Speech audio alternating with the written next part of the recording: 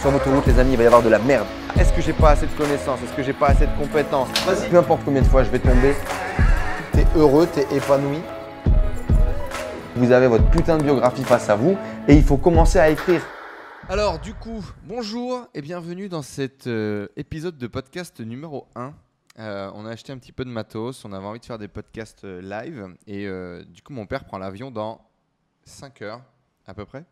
Et donc du coup c'est un peu la bonne opportunité pour nous pour faire un petit épisode de podcast et justement partager ce changement de vie, cette transition de 30 ans de salariat.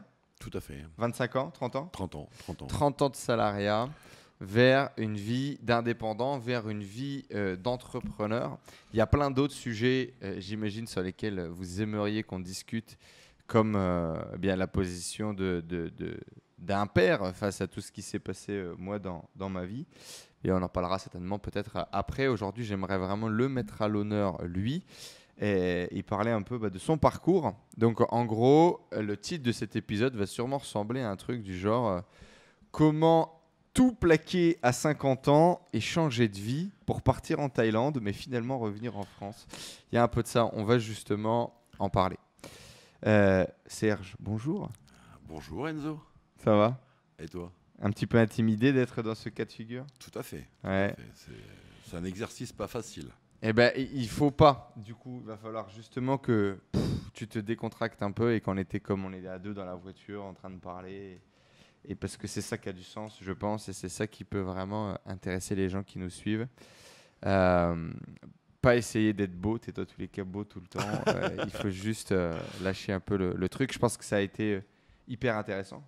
Ce que tu as essayé de construire, ce que tu as voulu construire, ce que tu as vécu pour au final là où tu en es arrivé. Et je suis très fier, on en a déjà un peu parlé.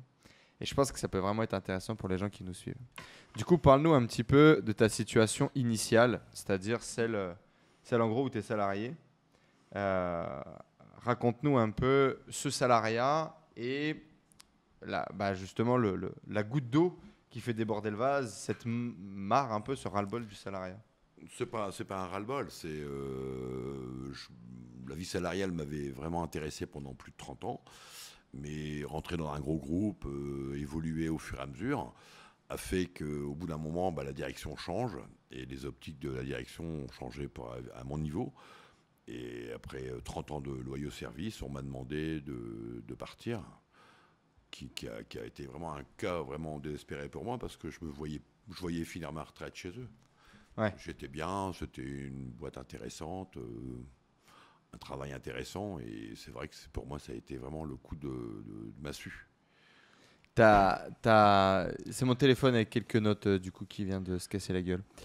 T'as pas de diplôme? Absolument pas. T'as arrêté avant la fin du collège. Tout à fait, c'est cela même. Tu viens d'une famille de 9 gitans. enfants, 8 enfants. Pas de gitans, mais presque. Famille avec beaucoup d'enfants, ouvrière. Tout à fait. Ouais. Non, mais c'est pas l'histoire du diplôme ou quoi qu'est-ce. Non, mais c'est important quand même qu'on comprenne aussi cette ascension dans l'entreprise et ta capacité, on va dire, un peu à rester dans cette entreprise. T'as pas de diplôme, tu vas bosser un peu toute ta vie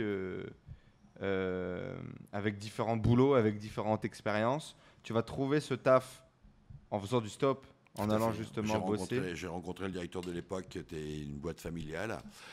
Et cette boîte familiale, le directeur m'a rencontré en faisant du stop. Il m'a dit tu vas bosser où? Je faisais plus de 35 bornes dans stop le matin. Ouais.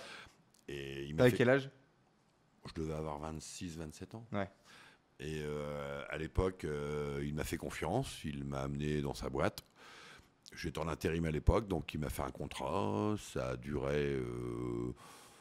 J'étais un petit peu déçu par rapport à la situation car c'était une cimenterie, donc c'était hyper sale. Là, je venais de la grande distribution, c'était une brasserie, donc c'était hyper propre. Donc je partais des extrêmes.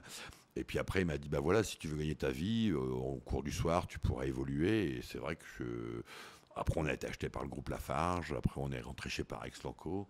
D'accord, ouais, donc je savais pas. C'était vraiment un petit business familial. Et le gars s'est fait racheter par Lafarge, puis ça s'est fait racheter par Parex. Tout à fait. Et c'est ce qui a fait qu'on a évolué à tout niveau. Au niveau salaire, au niveau technologie et tout. C'est vrai qu'on a fini avec des robots. Donc tu as fait ouvrier jusqu'à chef d'équipe, à gérer quoi, une équipe de 20 personnes à peu près? Ah non, à l'époque, quand on était boîte familiale, on était une trentaine. Après, quand on a été acheté sous le groupe Lafarge, on était plus de 50. Et après, la technologie a évolué. On a embauché que des ingénieurs. Donc moi qui n'avais aucun diplôme, bah, tu te disais, waouh, c'était quand même compliqué. Mais non, ça a été. Je fais pas mal de formations, de la robotique, des choses dans ce goût-là, qui m'ont intéressé. Apprendre tous les jours, c'est intéressant. Il n'y a pas d'âge pour apprendre, je pense. Mhm. Et donc à ce moment-là, du coup, tu vas finir par étant chef d'équipe, tu vas gérer une ligne de production. Bah, j'étais assimilé cadre. Alors, je voulais passer cadre. Je voulais au moins le cursus que je puisse au moins être cadre. Pour ma retraite, toujours pareil. On pense toujours à la retraite en se disant, bah, on cotise cadre, au moins on pourra protéger ses arrières en retraite. Et qui a fini que, ben, comme je disais... Tu n'as jamais été accepté, ils t'ont jamais filé j'étais assimilé. Ce statut. Ouais. Le statut cadre, non, en n'ayant pas de diplôme, c'était plus compliqué. Mais c'est vrai qu'il y a un changement de direction. Par contre, je m'entendais super bien avec tout le monde, les anciens directeurs et tout. C'est vrai que j'ai eu beaucoup de mal à accepter qu'un petit directeur arrive. Et après 30 ans, me disent bah, je te remercie. Il faut changer un petit peu ton truc pour qu'on comprenne un peu la situation, parce que je pense que c'est intéressant. Tu étais plutôt proche de tes équipes, tu bossais au quotidien avec eux, etc. C'était grâce à eux qu'on arrivait à l'évolution. Tu as dépanné un mec sur un chariot élévateur en étant au téléphone, en gérant des merdes sur une autre ligne de prod. Tu t'es pris un avertissement, cet avertissement qui est. Je crois que ça a été le déclencheur.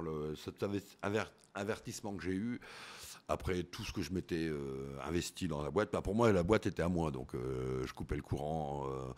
Je faisais comme t'ouvrais la chaîne quand t'arrivais le matin. Tout à fait, non, mais c'est même pas ça, c'est que je gérais la boîte comme si c'était à moi. Donc, investi, quoi. Voilà, tout à fait. Les salariés comme il nous faut, quoi. Tout à fait. Mais bon, qui a pas été payant, vu que après, je vais pas regretter. J'ai fait une rupture conventionnelle. 30 ans, du coup. Ouais, 30 ans de boîte. J'ai fait une rupture conventionnelle avec cette société. J'avais projet de partir, donc je suis parti. Alors, justement, ça, t'as commencé à voyager à peu près vers l'âge de 40 ans.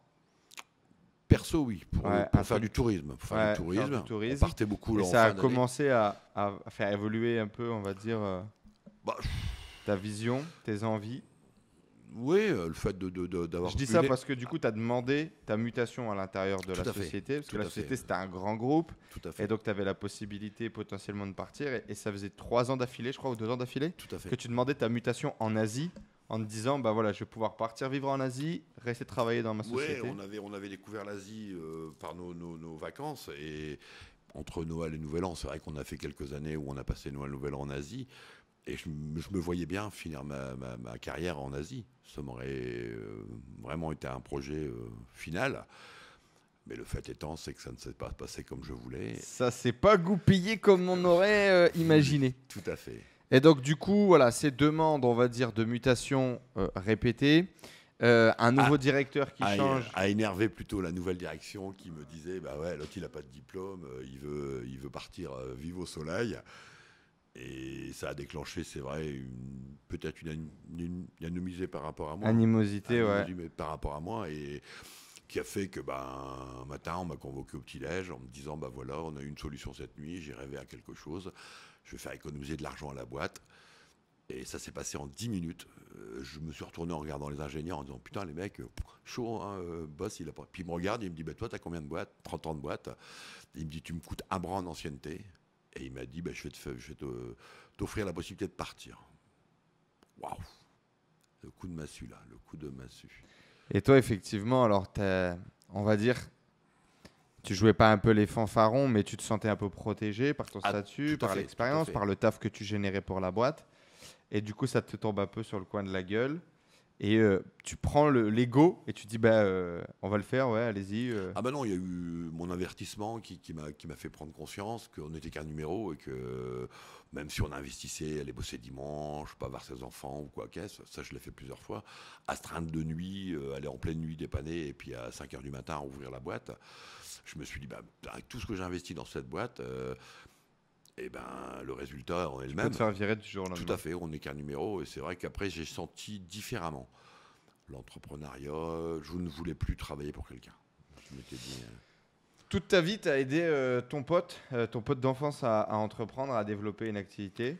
Est-ce que, justement, en parallèle de ce salariat, tu as eu l'occasion de voir tes potes un peu se lancer, entreprendre, créer des trucs? Est-ce que c'est quelque chose que, justement, toi, tu voulais faire? Est-ce que c'était un peu en sommeil? Est-ce que tu l'avais accepté? Tu te dirais, bah, je finirai salarié toute ma vie et ça me va parce que je suis heureux comme ça? Bah, mais étant dans une bonne boîte où on gagnait très bien sa vie. Reste proche du... Excuse-moi. Dans une bonne boîte où on gagnait bien sa vie, je me voyais, on avait des loisirs, on avait... non, c'était pas... Avant peut-être, quand c'était difficile. Mais après, non, je n'ai pas eu de... Tu avais accepté ça, quoi. Tout à fait, je l'avais accepté. C'était ta passion, quoi. Ouais, la boîte me plaisait bien, je travaillais, j'étais content d'aller travailler le matin.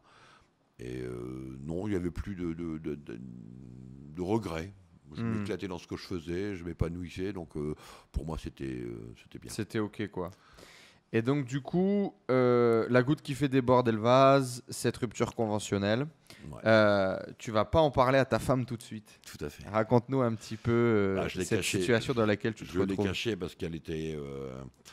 elle avait donc il faut comprendre que ta femme et toi, ma mère du coup c'est un peu chelou. Maman est salariée aussi. Tu avais le plus gros salaire à la maison, peut-être une fois et demie le salaire de maman, ce qui faisait grosso modo tourner la maison. Vous étiez d'accord sur ce projet, on va dire, de partir à l'étranger si tu arrives à choper une mutation. Mais on en est arrêté là, quoi. Tout à fait. On avait essayé. Je pense que si on avait été muté, on aurait été aidé plus pour s'installer à l'étranger. Et ce qui avait peut-être, qui aurait peut-être protégé maman, parce qu'elle elle avait peur de tout. Donc, maman, c'est un peu la sécurité, quoi. Tout à fait. Elle a un peu. Ma mère, elle a des projets de création de choses depuis 10 ans et elle n'a jamais vraiment rien fait au final. Tout à fait. Donc, elle est vraiment dans la sécurité. Et du coup, tu perds un peu ton job quasiment du jour au lendemain. Et du coup, tu vas pas lui dire tout de suite. Raconte-nous un petit peu ce qui se passe, comment tu te sens à ce moment-là et le chamboulement que ça crée. Je lui en ai parlé que j'avais des soucis à la boîte, mais au point de dire que j'avais signé ma rupture et que je partais le mois suivant, je lui ai pas dit. J'ai continué à aller bosser. Et puis après, plus les jours passaient, plus j'avais du mal à accepter d'aller travailler parce que j'avais plus le moral, j'avais plus envie. Donc j'ai cumulé, j'avais un mois à faire de préavis et j'ai demandé pour partir avant mon préavis et qu'ils ont accepté. Et j'ai menti à ma femme en disant que j'allais travailler et que j'allais pas travailler. Je ne savais pas, ça va, je l'ai su il y a quelques semaines après un apéro arrosé. Pourquoi? Comment tu te sens à ce moment-là? Qu'est-ce que tu vis à ce moment-là où après 30 ans de boîte, tu te retrouves à pas dire la vérité à ta femme, quoi, et... C'était une période compliquée. Hein. Quand je lui ai annoncé, si bien elle a dû s'asseoir... Comment on va faire? On va vendre la maison, on va se retrouver sans rien à la rue. On venait d'avoir un gros chèque de la rupture. Et je lui dis, mais tu te rends pas compte, à la limite, on peut faire plein de choses. Et elle me disait, non, on va tout vendre, on va vendre la maison. Le monde pour elle s'arrêtait. C'était écroulé, ouais, tout à fait. Et c'est vrai que moi, je ne l'ai pas vu comme elle. Donc moi, j'ai eu du mal à l'accepter. Au début, tu as un peu de mal à l'accepter. Tout à fait. Ouais, et puis après, je me suis dit, c'est peut-être une opportunité qui fait qu'il faut qu'on saisisse cette opportunité pour partir et faire autre chose. Donc j'ai poussé un peu mon épouse. Mais le problème, c'est que tu vis ça un peu tout seul. C'est-à-dire qu'à ce moment-là, tout à fait. Déjà, tu essaies de te convaincre toi-même que c'est peut-être une opportunité. J'étais pas convaincu, mais je me suis dit comment je... Et puis elle, d'un coup... Quand tu lui annonces, elle fait bloc, quoi. Elle n'est pas d'accord du tout. Donc elle s'en est rendue malade. On s'en est rendu mutuellement malade. Et qui a fait que on s'est trouvé des problèmes où il n'y en avait pas, justement. Mais au final, on a fait des expériences qui, moi, m'ont fait grandir. Alors justement, parlons un peu des expériences. Vous décidez de partir en voyage. Enfin, ça va prendre un moment. Ça va prendre un moment. Avant que... du coup, tu arrives à convaincre maman de lâcher son job. Ouais, on sécurisait un peu les finances et on s'est dit pourquoi pas elle essayer d'ouvrir une maison d'hôte. Et c'est pour ça que moi, quand je me suis fait ma rupture conventionnelle, ils ont argumenté en me disant que je m'en allais à l'étranger parce que c'était une demande de ma part. Ça, par contre, j'ai eu du mal aussi à accepter que mes collègues pensaient que c'était une volonté de ma part. Ça, je l'ai mal accepté. Que la boîte mente en disant qu'ils avaient fait une rupture parce que il fallait. Ah, officiellement, ils ont annoncé que Ils ont c'était ta annoncé que demande. c'était ma demande personnelle parce que je voulais créer quelque chose à l'étranger, alors que c'était pas le cas. Moi, je voulais sécuriser en partant avec une mutation. Et pour avoir le beau rôle, ils ont déclaré que je devais. C'était une demande de ma part. Et c'est pour ça que Politique, quoi. ouais, que maman a accepté un peu différemment en disant ouais, tu lui as demandé, t'as demandé à te faire licencier. Je lui ai dit non, c'est pas le cas. Donc j'ai eu beaucoup de mal déjà à expliquer ça. Mhm. Mais après, on se dit. Mais pour moi, ça a été la plus belle chose qui m'est arrivée. De par ton job. Ouais, je pense. Qui a fait que j'ai eu du mal à rebondir, mais ça m'a permis de voir plein de choses, de rencontrer des Alors gens. justement, le premier rebond, c'est de voyager. Tout à fait. Du coup, on va dire qu'il y a à peu près 1 an dans lequel tu restes à la maison, au chômage, et où tu pètes un peu un câble en mode, genre, toute ma vie, j'ai bossé. T'as bossé pendant longtemps, t'as fait 2 boulots, enfin, t'as galéré quand même. Tu viens d'un monde où il fallait galérer et où tu as galéré pour pouvoir, on va dire, te payer un semblant de vie ou un semblant d'arrêter de survivre. Ça s'est mieux passé en fin de carrière, tu gagnais bien ta vie, etc. Mais tu as quand même bien galéré. Et du coup, à ce moment-là où tout s'arrête et où tu peux pas encore partir parce que ma maman travaille encore, tu pètes un peu un câble en mode « Ouais, j'ai envie de rien foutre, laissez-moi tranquille. » Tout à fait. J'avais dit, allez, je me suis mis en retraite d'office. Je me suis mis en retraite d'office en disant. Qu'est-ce qui se passe à ce moment-là? C'est genre, c'est ça, c'est l'accumulation, j'en ai trop chié pendant toute ma vie. C'est un manque de confiance. On n'est pas épaulé. Ton épouse a peur, donc c'est pas elle qui va te pousser en plus dans tes retranchements. Donc tu te dis, oui, j'ai bossé. C'est vrai que j'ai bossé toute ma vie. J'ai eu 2 activités à une période de ma vie. Puis bon, comme à ce moment-là, il y a le chômage, tu as un peu d'argent de la rupture conventionnelle, tu as un peu d'argent de tes économies. T'es pas trop stressé en te disant... Moi, je ne suis pas stressé par rapport à l'argent. Je me suis dit, on va créer quelque chose, on va reprendre une petite boîte, on va ouvrir une maison d'hôte. Il y avait plein de choses dans ma tête qui trottaient.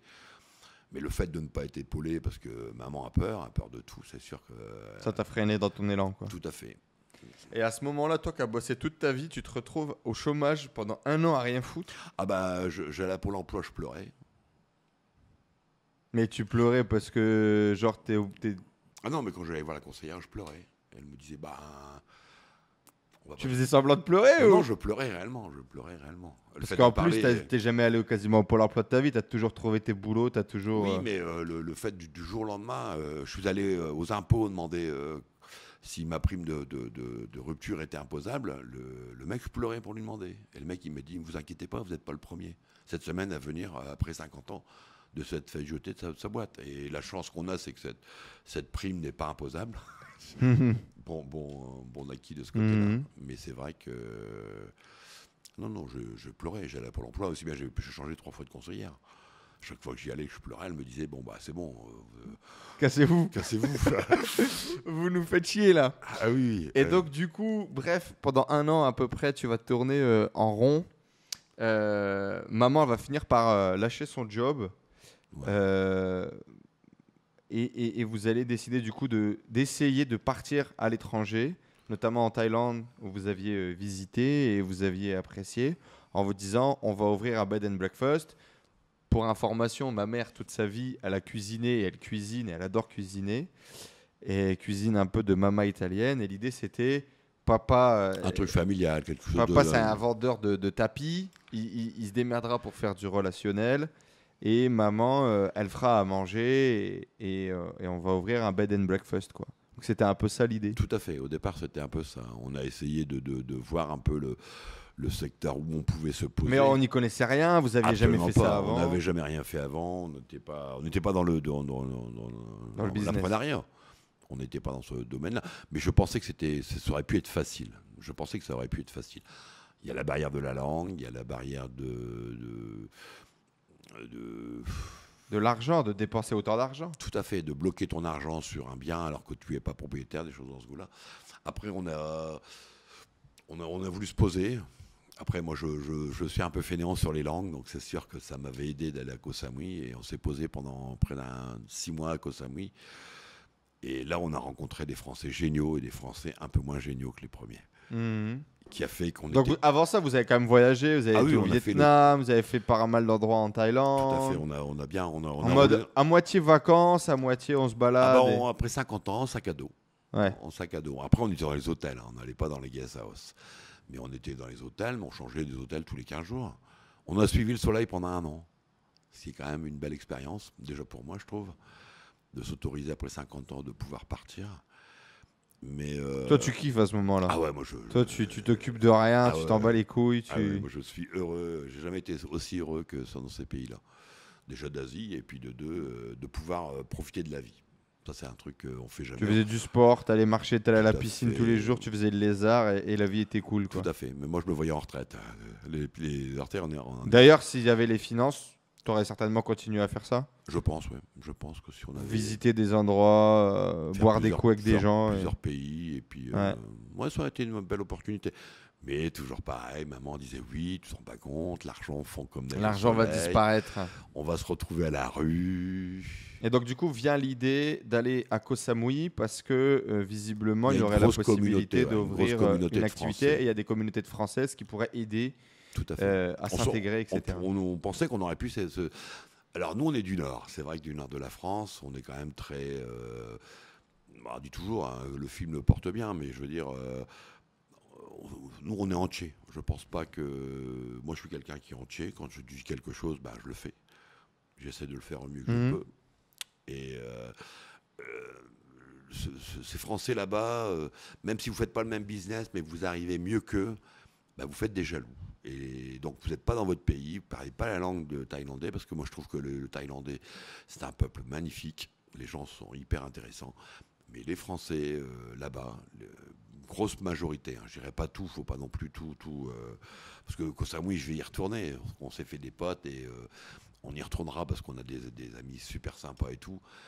Mais on n'est pas épaulé. On n'est pas épaulé vis-à-vis de cette communauté qu'on se dit français. On a du mal. Ça a été quoi les trucs qui t'ont le plus dérangé? Que tout le monde essaye de gagner de l'argent sur tout le monde? Tout à fait. C'est un peu comme les bachiches pour on t'emmène au restaurant. Le gars qui t'a emmené au restaurant va toucher un bachiche. On veut reprendre une affaire. On en a visité énormément. Hein, mais moi, je me positionnais dans le sens où je voulais voir et je voulais comprendre avant d'acheter. Et les gens disaient pourquoi t'achètes pas? Pourquoi t'achètes pas? Je dis moi je suis pas pressé. J'ai une maison, je suis pas à la rue, j'ai de l'argent. Je peux attendre. Je peux pas attendre 1 an, 2 ans. Parce que je voyais les Français arriver là-bas avec la queue entre les jambes et plus d'argent. L'argent pour faire un business, mais il fallait des revenus. Et eux, ils se dépêchaient d'acheter des affaires, donc ils se faisaient peut-être avoir, parce qu'ils payaient des affaires très chères. Tu voulais vraiment découvrir le truc, Tout à fait. comprendre les ficelles, etc. Avant de mettre mes économies d'une vie, hein, parce que c'était quand même les économies d'une vie. Hein. Et puis qu'on comprenne bien aussi. On a plus de 50 ans, hein, c'est vrai que... Voilà, nous, c'est ça. En gros, vous aviez une maison qui vaut à peu près 100 000 euros. Ouais. Et vous aviez à peu près 100 000 euros d'économie, plus assurance vie incluse. Donc, ce n'est pas non plus que des économies liquides. Il y a les assurances vie qui sont bloquées, des choses comme ça. Mais en gros, toute une vie, vous aviez 200 000 euros de patrimoine, quoi. Ça a plus de 50 ans. Et d'ailleurs, pour ça, parce que je me souviens que c'est des anecdotes quand même, le jour où justement on se rend compte que tu as à peu près ce patrimoine-là à 50 ans, moi j'ai failli vomir du coup, en me disant toute une vie pour accumuler 200 000 balles. Mais on est dans une tranche correcte, je trouve. C'est vrai que pour toi, c'est... Non, mais Moi, ça me surprend quand tu parles comme ça, mais je veux dire, pour nous... c'est dur. Moi, je t'ai vu te lever à 4 h du matin pour aller travailler toute ta vie, toute mon enfance. Oui. Et arriver au bout du compte, fatigué. Ça va, t'es pas maçon non plus et t'as pas bossé toute ta vie. C'était pas la chaîne. Tu as eu hein, la je veux chance dire. d'augmenter tes compétences et de monter dans l'entreprise. Et donc, tu es sorti de la chaîne, même si tu devais manager et maintenir la chaîne, mais tu devais t'en es sorti quand même. Donc, tu t'es pas non plus trop cassé physiquement, mais tu en as quand même chié. Et je me dis, au bout du chemin, arriver avec 200 000 balles. Combien qui ont notre Pour toi, c'est une fierté. Toi, tu es Bien content sûr, d'avoir moi, je réussi à accumuler suis ça. parti de rien. Mais et- voilà, que les gens puissent comprendre quand tu dis j'avais de l'argent, t'avais ça quoi. T'avais à Tout peu à fait. près 100 000 euros Tout à- entre une partie bloquée en assurance vie et un peu de liquidité. Et Et une maison. Et une maison payée, en France les voitures qui est payée, payées. qui vaut à peu près. Nous, ce qui nous a permis de 100 pouvoir 000 €. partir, c'est qu'on n'avait aucun crédit. Voilà, tu n'avais plus de crédit. On avait- Et du coup, tu avais ce chèque de la rupture conventionnelle et le Pôle emploi qui commençait à se déclencher. Tout à fait. Voilà, au moins tout le monde comprend bien d'un point de vue financier où est-ce qu'on se situe dans les réflexions. Et donc, du coup, à ce moment-là, on cherche des affaires, on tourne, on se balade en Thaïlande et finalement, on ne se met pas d'accord. Non. Une des premières affaires, je pense, que vous avez vraiment failli faire affaire, ça a été l'achat d'un terrain avec justement Notre- un ami, le frérot Fernand, sur place, où là vraiment, tu avais envie et tu étais à deux doigts de Tout à le fait. faire et finalement, vous ne l'avez pas fait parce qu'il n'y a pas la liquidité, vous n'aviez pas l'argent. Il fallait vendre la maison en France pour pouvoir faire non, le non, deal. il fallait vider un livret pour pouvoir payer cette partie de terrain. Donc l'idée, c'était d'acheter un terrain et Tout du à coup fait. de revendre le terrain ou de construire une maison dessus pour revendre. Bien évidemment, tu n'avais pas d'expérience là-dedans, vous l'aviez Tout à fait, jamais c'était fait. une Le chose pote qu'on avec connaissait qui vous vouliez le faire ne l'avait jamais fait non plus, Non c'était la plus, ouais. première fois.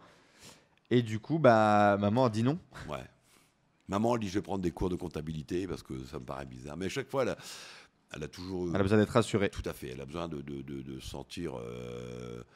Mais elle ne sait pas sa valeur, c'est toujours pareil. Et donc du coup, vous faites pas ce deal non plus. On ne le fait pas.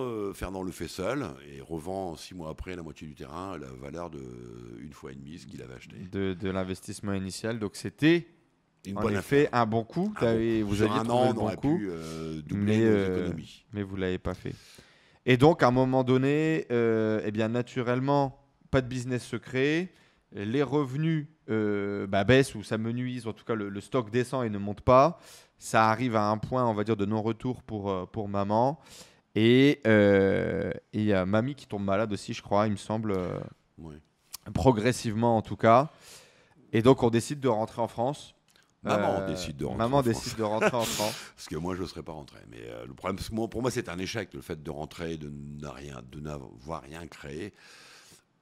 Parce que j'y croyais réellement. Je pensais qu'on aurait pu innover, faire des choses hyper intéressantes ou quoi qu'est-ce. Pour moi, c'était un échec de le fait de rentrer en France. Donc, je suis rentré un petit peu en reculant. en piétinant, oui, tout à fait. Et donc, j'ai eu du mal. Quand je suis rentré en France, j'ai eu beaucoup de mal à accepter que... Parce que moi, j'avais tout vendu, hein, ma voiture, ma moto, toutes mes passions que j'avais en France, je l'avais lâché parce que j'étais dans ma tête parti. Je m'avais vendu toutes mes fringues quasiment. Parti pour ne pas revenir, quoi. Tout à fait. Malgré qu'on avait quand même la maison en France et tout, mais je voulais pas non plus revenir un an après. On a refait, ouais. Et donc à ce moment-là, il faut accepter, il faut Ouais. repartir le plus rapidement possible. À un moment donné, tu espères un petit peu ça. Ah, moi, j'espérais qu'elle soit dégoûtée de la France et qu'elle reparte. Le fait que les parents sont tombés malades et que elle s'est sentie un peu coincée à ce niveau-là. Obligé finalement de rester à la maison, Tout quoi. à fait. Et donc à ce moment-là, comment est-ce qu'on décide de se remettre en route? Quand est-ce que tu prends la décision de te dire allez, il faut que je me bouge le cul, là, malheureusement on est là pour rester, il faut faire quelque chose, quoi.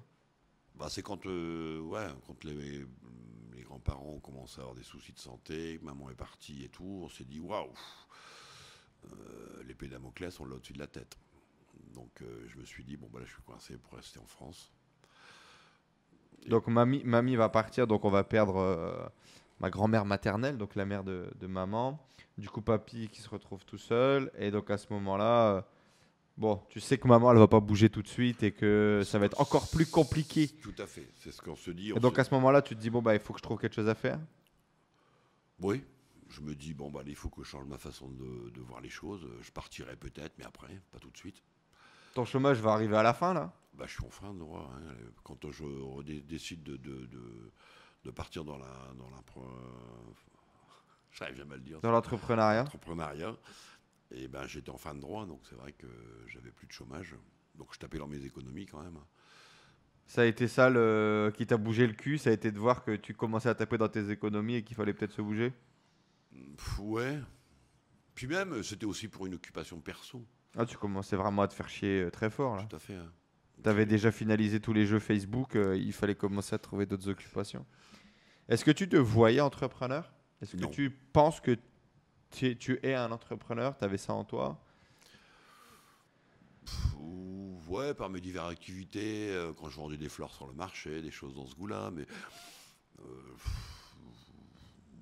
non, tu te sais social, tu te sais vendeur, c'est toujours pareil, hein, c'est un manque de confiance qu'on a en soi. Et ça, qui t'empêchait de voir tout à que... fait, que c'était réalisable. Là, depuis le temps que je me suis mis dans l'immobilier, je m'éclate tous les jours. Je veux dire, c'est un métier qui était peut-être fait pour moi et que j'ai pas vu ou que j'ai pas décelé tout de suite. Mais c'est un métier, ouais, je m'éclate tous les jours. Alors justement, raconte-nous un petit peu cette bascule dans l'immobilier. Bah, c'est grâce à toi. Comment ça démarre? On en parle quand tu rentres et tu me dis tiens, t'avais en connexion avec un gars sur Maubeuge qui faisait de la photo. Ouais, un mec qui fait de tout, dédicace à lui, c'est Stéphane, si je dis pas de bêtises, Stéphane Mario. Un gars que j'avais rencontré quand j'étais commercial et qui, à l'époque, faisait de la photo, de la vidéo, de la création de sites internet. Il était sur le secteur de Maubeuge et je crois qu'on avait été en concurrence sur un appel d'offres ou quelque chose comme ça. Et donc, j'avais ajouté ce mec sur les réseaux sociaux. Et c'est un gars qui faisait du MLM, en fait. Je l'ai découvert plus tard. Et donc, il changeait de business en business, etc. Mais c'est un gars qui m'avait l'air avec des belles valeurs humaines, un mec sympa, un mec souriant, un mec qui était plus ou moins un peu plus jeune que toi. Et quand je vois qu'il partage des choses dans un MLM immobilier, moi, quand tu es dans ma position, il faut comprendre un truc, c'est que quand tu aides des gens à gagner de l'argent, quand tu aides des gens à changer de vie, qu'on a aujourd'hui des centaines de témoignages et tout, ne pas pouvoir s'occuper ou aider tes parents, c'est un des trucs les plus frustrants du monde. Je lui avais donné des formations. J'avais à un moment donné des formations pour faire du Amazon FBA, parce que je pense que c'était le moins compliqué techniquement pour rentrer dedans, etc. Il n'a pas suivi les formations. Et tu voyais que moi, j'ai toujours su, mon père, c'est un entrepreneur. Il m'a appris énormément de choses. Il a des qualités humaines qui sont incroyables. Et moi, j'ai toujours su qu'il y avait plein de choses à faire. Et je vois aussi toutes les qualités et les compétences que ma mère a qu'elle n'exploite pas. Et donc, moi, j'attendais qu'une seule chose, c'est que ça se mette en place. Et quand tu sais, tu peux amener l'âne à la rivière, mais tu ne peux pas le forcer à boire. Et on était vraiment dans ce cas de figure et c'était frustrant et je me sentais mal. Et... C'est pas toujours évident Ah, je sais pas. Ouais, pour la partie Internet, je vais te le poser la question juste après, mais je pense que la partie Internet, il y avait trop de blocages techniques ou de barrières techniques et mentales et tu disais que c'était pas pour toi, quoi. Ouais, alors que j'ai dû faire des cours pour partir sur la robotique quand on a eu acheté un robot. Puis tu l'as fait, quoi. Je l'ai fait, j'étais peut-être largué, il y a des choses que je savais faire, des choses que je ne savais pas faire, mais c'est vrai que techniquement, moi, je suis pas très c'est pas ce qui te passionne le plus. C'est pas ce qui me passionne le plus, où je m'investirais. Plutôt dans l'humain que dans autre chose, quoi. Tout à fait, c'est à peu près. Enfin bref, et donc du coup, il y a cette frustration. Et donc effectivement, moi, dès que j'avais des idées, des trucs, des machins, j'essayais un peu, tu vois, d'alimenter le poisson, d'alimenter le truc. Et donc là, je vois ce message du mec qui dit, voilà, je recrute dans l'immobilier, sur un MLM immobilier, etc. Et voilà, moi, mon père relationnel, donc il se levait le samedi matin pour aller au marché, pour vendre des fleurs. C'est quelqu'un qui a fait de l'associatif. C'est quelqu'un qui est très connu dans les gens autour de nous, dans le village, etc. À un moment donné, il était sur la liste du maire, il s'intéressait un peu à faire de la politique, de l'associatif. Bref, c'est quelqu'un qui est proche des gens et qui est de nature plutôt vendeur, une grande gueule, quoi. Et du coup... l'immobilier, je m'étais dit pourquoi pas. Et donc effectivement, je te relaye cette information du MLM du Stéphane, où je lui pose quelques questions. Son truc m'a l'air solide. Et du coup, je lui dis, bah tiens, ça a l'air bien, pourquoi pas, quoi. Tout à fait. Mais la rencontre a été assez sympa. Ça a vite connecté entre nous. Après, le problème, c'est que nous, notre siège social est à Maubeuge et on ouvrait une antenne sur Valenciennes. Donc, ça m'aurait arrangé de plus sur Valenciennes parce que Maubeuge, ça serait quand même une distance pour aller chaque fois aux réunions ou quoi qu'est-ce. Et puis, Stéphane a voulu changer d'optique aussi et a rechangé. Il a arrêté l'immobilier. Il est parti de l'immobilier pour repartir sur justement le web ou quoi. Le web. Et donc, j'ai fait les pieds et les mains pour repartir. Parce qu'on est comme c'est du MLM, on a un parrain et de venir sur Valenciennes. Avec un autre parrain. Tout à fait. Et que je remercie, Morgane. Et donc, du coup, il y a plein de choses là qui arrivent dans ta vie que tu ne connaissais pas du tout. 1, l'entrepreneuriat. 2, l'immobilier. 3, le MLM. Ça fait beaucoup de choses. Concrètement, toi, comment ça va se passer ce début? Comment est-ce que tu vas être amorcé? Comment est-ce que tu vas appréhender tout ça? Alors, j'ai eu à un moment donné des doutes par rapport à.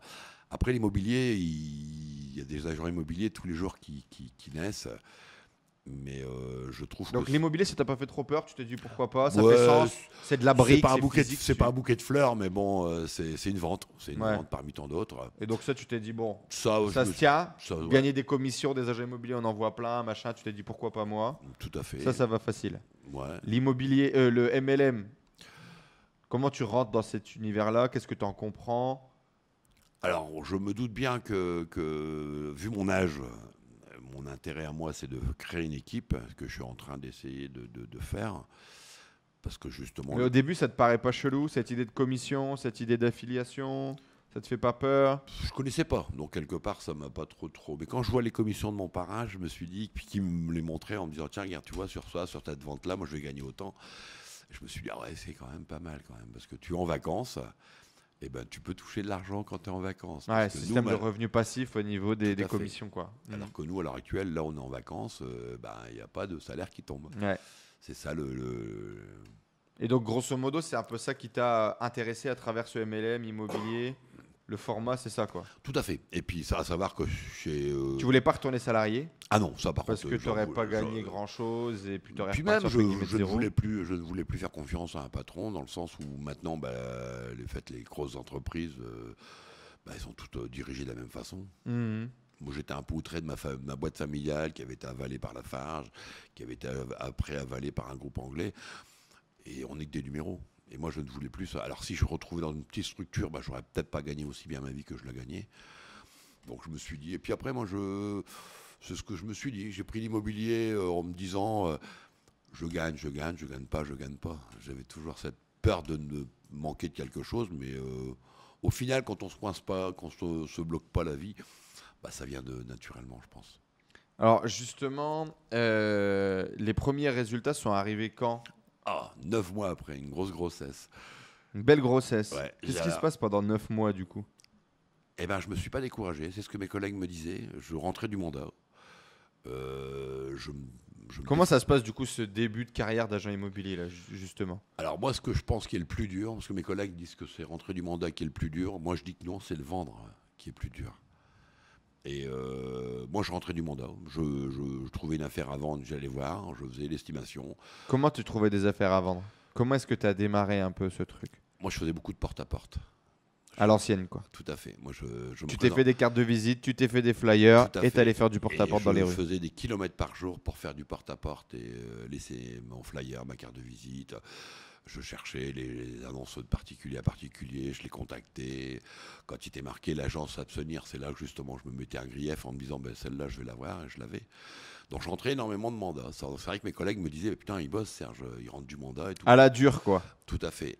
Parce qu'aujourd'hui, il y aurait 50 méthodes sur Internet pour aller plus vite ou plus facilement, mais pour- toi, tu fais entre guillemets ce que tu sais faire. Tout à fait, du porte-à-porte et le contact. Et de franc.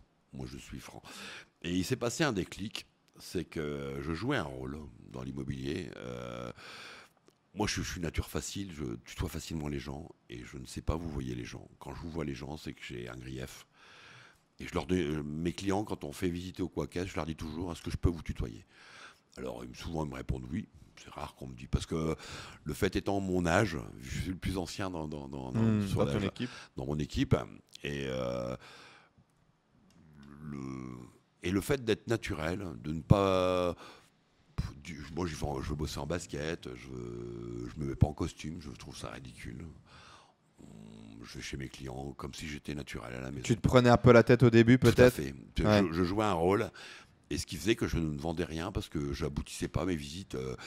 Moi, je disais à mes collègues, quand on faisait visiter un bien, je cassais le bien avant de. Mais j'étais honnête, je disais aux gens, voilà, ça, il faudra le changer, ça, il faudra le changer. Mais je disais tellement de choses négatives sur le bien que je ne le vendais pas. Et à l'heure actuelle, je continue à faire ça, mais je vends. Donc à un moment donné, il a fallu que ce déclic qui s'est fait de tout seul, en se disant. D'être un petit peu plus toi-même, quoi. Tout à fait, d'être plus toi-même et de ne pas jouer un rôle. Et donc, du coup, 9 premiers mois, il n'y a pas de vente. Qu'est-ce que tu te dis à ce moment-là? Il se passe rien? Bah, j'investis plus que je ne. En plus, on a investi, hein, quelque part. Il faut investir les cartes de visite, les flyers, le gasoil pour se déplacer, des choses dans ce goût-là. Je faisais énormément de rencontres. J'ai fait des apéritifs investisseurs. J'ai fait plein de choses qui a fait que je me suis jamais démoralisé. Je me suis dit, bon, ça va le faire, ça va le faire. Et puis, première vente que je fais, je la fais à Bordeaux. Rien à voir. Ouais, rien à voir. Au-dessus de la maison, il y avait une dame qui avait un bien en vacances, Bordeaux, une petite maison. Et on a cherché, ma première vente fut celle-là, après 9 mois. Et après, 1, 2, 3. Et alors, la première vente, qu'est-ce qui se passe? Comment tu te sens? Bon, on se dit que le travail est payant. Mhm. C'est pour ça que quand moi je recrutais, là, je cherche à recruter. Et je leur Donc, dis les toujours, amis, si vous voulez trouver une activité dans l'immobilier, que vous voulez vous lancer dans un MLM et que vous voulez être coaché par Super Serge, il y a Venez un à- réseau qui recrute. Du coup, on Tout vous à mettra fait, tout les à fait. contacts en dessous. Tout à fait. Mais et non, et ça m'a permis Et là, pareil, j'avais dit à mes collègues, bon, bah, je vais lisser mon année parce que bon, la première année, je suis commencé le 1er avril en plein Covid. Donc, on nous a interdit de faire des visites, des choses dans ce goût-là. Pas facile. Pour C'est vendre pas de évident. l'immobilier. Comment toucher des aides d'État? T'as pas de. Tu venais de commencer, donc tu avais le droit à rien. Et j'ai dit à Isabelle, pareil, qui s'inquiétait en me disant, bah, tu te rends pas compte, Isabelle, c'est ma mère, du coup. ouais, tu as rien gagné. Mais je lui dis, c'est pas grave, on s'aime. Si bien on est près de la retraite. Moi, j'ai 58 ans, donc je me dis, on est près de la retraite. Ce que je fais à l'heure actuelle, je cotise pour la retraite. Et donc, je me dis, c'est un investissement qu'on est en train de faire. Et c'est ce que. Et du jour au lendemain, quand on s'enlève cette barrière-là, de dire, bah, faut que je vende, faut que je vende, faut que je vende, il me faut un salaire ce mois-ci. Et ben, ça s'est fait naturellement. Et donc, qu'est-ce qui s'est passé? Bah, des mandats qui se convertissent, des visites Tout à qui se fait, passent des bien. visites qui se passent bien, des clients hyper contents de travailler avec moi, de vendre des maisons assez rapidement. Mais bon, c'est un métier qui est hyper intéressant. On rencontre des gens, on fait des heureux, on fait des malheureux aussi, toujours pareil, hein. Parce que quand vous avez 3 offres au même prix et que bah, Ouais. c'est le propriétaire qui décide, vous en faites 2 malheureux et un malheureux. Et un heureux. Et donc, du coup, ça a été quoi le meilleur mois? Combien de ventes tu as réussi à faire? Là, j'étais à 10 ventes fin décembre. Là, ici, décembre, je devais facturer 4 maisons. Et on va les décaler au début janvier. Ouais, Et là, sur le dernier mois, j'ai dû faire 5 ventes. c'est bien, hein? Ouais, sur un mois. Donc, alors que j'en avais vendu 9 sur une année, tu te dis waouh! Et donc, Exponentiel. Boum. j'avais dit, allez, je vais lisser mon année. Si je vois que mon année n'est pas terrible, bah, peut-être que je changerai mon fusil d'épaule, que j'essaierai de. Mais je me vois dans ce métier. C'est ça, en Mhm. fait. Je me vois dans ce métier. Je m'éclate dans ce métier. Donc, je me dis, ce métier est fait pour moi. Et est-ce que tu te vois aujourd'hui comme un entrepreneur ou plutôt comme un agent immobilier? Tu pourrais très bien être salarié dans une boîte ou... Non, je pense que je veux être indépendant. Ok. Alors là, Pas forcément être un entrepreneur, mais en tout cas être un indépendant, quoi. là, je suis chez toi en À vacances Punta Cana. pendant Mhm. 3 semaines. Je pense que si j'avais une entreprise, si j'étais Salarié. un salarié, j'aurais pas pu me permettre de prendre 3 semaines. Ouais, être un indépendant, ça te plaît, quoi. Tout à fait. Cette liberté, cette flexibilité. Et donc, du coup, qu'est-ce que je m'étais mis comme question? C'est quoi les 3 trucs que tu as appris là Ça fait quoi? Ça fait 1 an et demi maintenant? Ça fait ouais, ça fait 1 an en avril. J'ai commencé le 2 avril. C'est Ouais. pas un poisson, hein. J'ai commencé le 2 avril. Là, ça fait 1 an en avril. Et là, je pars pour ma 2e année. Bah, j'en suis hyper content. Ce que j'en ai ressorti, c'est il faut être naturel. Mhm. Il faut pas jouer un rôle. Il faut être naturel avec les gens, parce que les gens le ressentent. Si vous êtes bien dans vos baskets, eh ben c'est le ressenti que les gens ont. Et puis toujours pareil, ils vous donnent leur bien d'une vie à vendre. Faut en prendre soin, quoi. Tout à fait. C'est comme si c'était le vôtre de produit et qu'il faut le mettre en valeur et puis de pouvoir le vendre correctement. Hmm. Et du coup, aujourd'hui, ces projets d'expatriation, de partir à l'étranger, etc., comment tu te sens par rapport à ça? Est-ce que tu te sens plus heureux aujourd'hui déjà au quotidien, plus accompli? Alors, au fond de ma tête, il y a toujours cette envie Mais c'est ça le fait. Je me dis, je continuerai à faire de l'immobilier même quand je serai en retraite, parce que c'est un beau métier. Et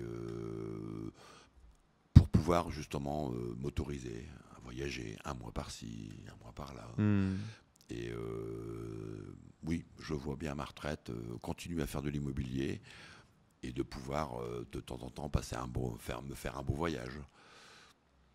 Il y a un truc sur lequel moi je te fais chier. Comme visiblement tout prend du temps, je continue. Je me dis que dans 6 mois, peut-être que ça se passera. Aujourd'hui, du coup, tu aides des gens à vendre, à acheter des maisons, tu accompagnes des investisseurs et tout. Quand est-ce que toi, tu vas investir en perso, tu deviens un investisseur immobilier maintenant que tu vois la puissance du truc? Oui. Qu'est-ce qui te bloque aujourd'hui? C'est de mettre mes yeux dans le même panier. C'est ça qui m'embête le plus. Puis oui, après c'est sûr que si tu te fais pas de passif, tu seras toujours obligé de bosser justement pour gagner de l'argent. Mais oui, les normes elles changent. Il y a beaucoup à l'heure actuelle, les lois changent pour les locations et tout. Je pense que c'est pas un domaine. Ça te fait peur encore, quoi. Tout à fait. Ouais. Je pense. Mais tu te vois investir en tout cas dans l'immobilier, tu te vois te convertir en investisseur? Non, je pense plus à la bourse, moi. Ah, ok. Plutôt à la bourse. Très bien. Eh ben, tu connais rien, je te rappelle. Bah oui. Il va falloir apprendre des choses. Par rapport à cette transition du coup du Serge qui est au fond du trou, qu'ose pas dire à sa femme que j'ai perdu mon boulot, à là ce mois-ci, tu as vendu 5 maisons en un mois.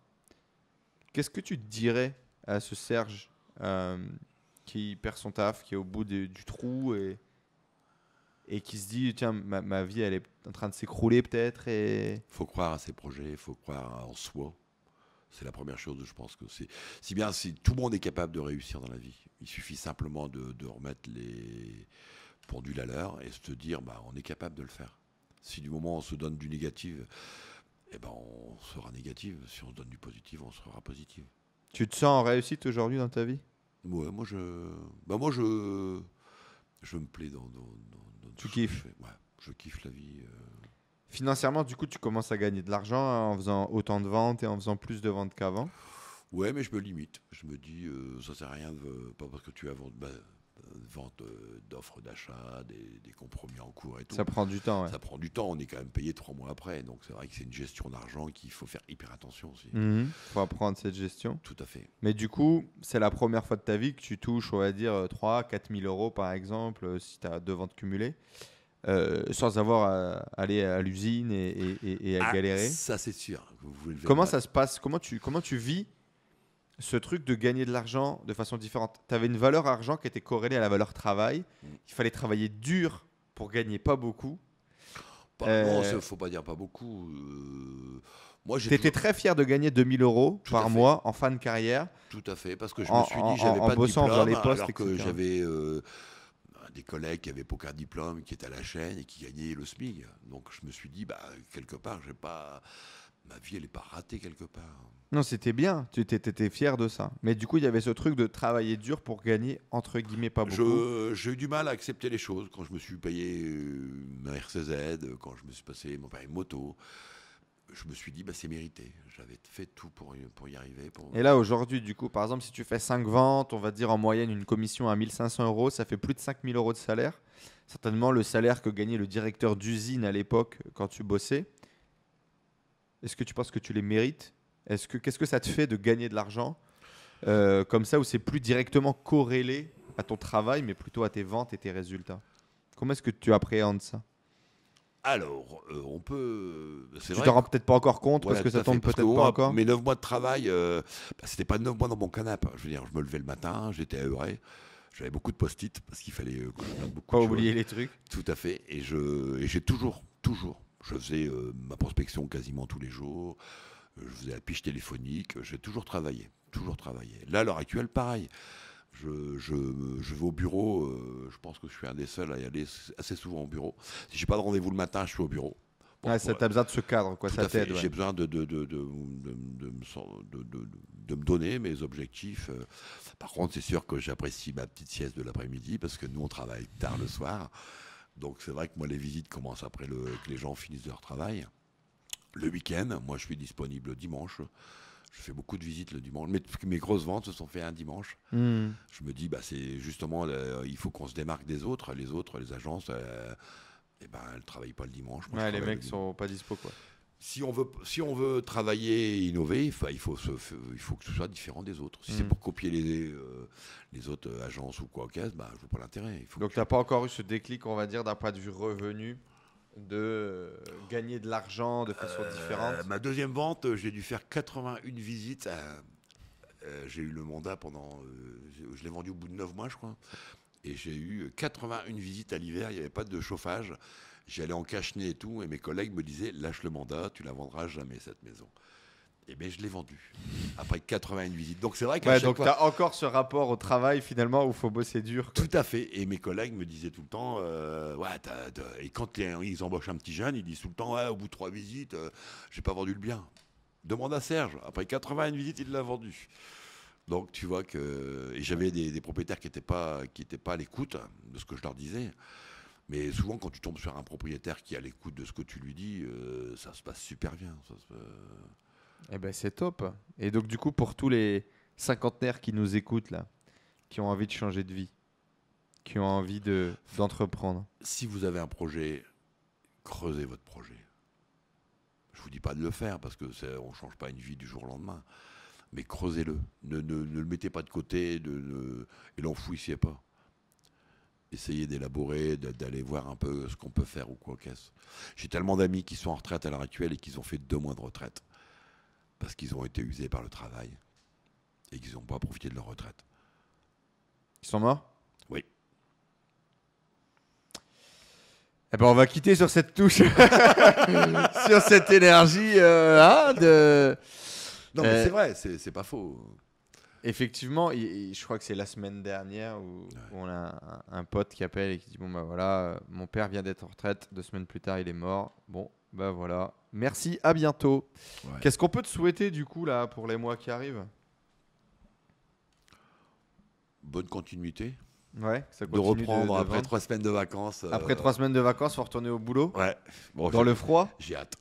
T'as hâte ? T'as impatient de retourner bosser ? Ça me manque un peu, le contact avec les gens et tout, ça me manque un peu quand même. Eh ben, félicitations du coup pour cette reconversion, ce passage en indépendant. On te souhaite plein de ventes. Je suis fier de toi. Je l'ai déjà dit, mais je vais le répéter. Et puis, maintenant, on peut aller manger, parce que là, il est l'heure d'aller manger pour prendre ton avion dans quelques heures. Voilà, c'était expérimental. Hein, le cadrage est dégueulasse, rien ne va.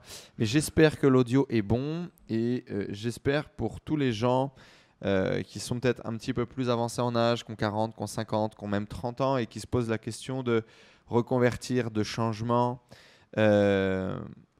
Moi, je trouve ce témoignage très poignant et je l'ai vécu aussi, donc je connais l'authenticité, je connais la force du truc et je sais que ça n'a pas été facile en fait.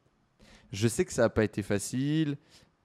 J'ai vu l'ego d'un homme écrasé à 50 ans. J'ai vu le rôle du père de famille solide, tu vois, se faire écraser. L'exemple.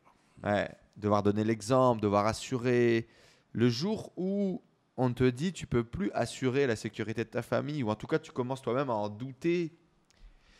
Et j'ai eu l'occasion de voir tout ça, et j'ai eu l'occasion de voir la peur, de ressentir la peur. Du lendemain. Et j'ai aussi vu l'action, la ténacité, la remise au travail, sa capacité à se réinventer. Et je pense que l'important, c'est aussi ça. L'important, c'est... On aurait pu essayer de te faire lancer 10 business Internet. Je pense que ça n'aurait jamais marché. Je pense que c'était pas... Et tout simplement, il fallait faire le truc le plus simple du monde qui était en face. C'était de te mettre à discuter avec des gens. Et quel est le moyen de te faire discuter avec des gens et de pouvoir gagner de l'argent ? L'immobilier, c'est facile parce que tout le monde a un bien immobilier à vendre ou que tout le monde a besoin d'acheter de l'immobilier.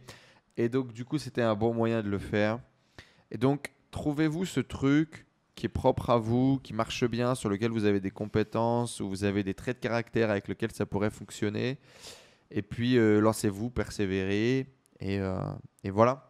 Allez, félicitations. On se donne rendez-vous pour les 150 prochaines ventes. Peut-être, on l'espère, ici ou ailleurs. Peut-être qu'un podcast sur l'expatriation et sur l'expérience en Thaïlande pourrait être intéressant. Et certainement, peut-être aussi, je pensais à comment est-ce que toi, tu as vécu quand moi je suis parti, quand moi j'ai entrepris. Tu as été un des premiers à me mettre des barrières, à avoir peur, à pas vouloir que je me lance. Et puis au final, tu es devenu un des premiers fans de tout ce qu'on peut créer aujourd'hui. Et du coup, je pense que ça pourrait être super intéressant qu'on en parle. Mais à mon avis, ça sera pour un prochain épisode. On va les saouler. On va les saouler. Merci, papa. Merci, Serge, d'être venu sur le podcast. On mettra toutes les informations juste en dessous. Imo Réseau pour te contacter. Si vous voulez vous lancer dans l'immobilier, que vous êtes dans le nord de la France, je ne peux que vous recommander de vivre cette aventure. Pas spécialement le nord de la France. Partout. Tout à fait. Partout en France, du coup. Voilà, c'est quand même plus sympa, j'imagine, s'ils peuvent venir boire le café avec toi. Ou je monte là-haut et boire le café avec eux. Tu peux te balader, ça c'est bien aussi. Et ça peut être pas mal. Ça peut être un bon plan. Allez, c'était la fin de ce premier épisode de podcast et on vous dit à bientôt. Ciao, ciao. Bye. Bye.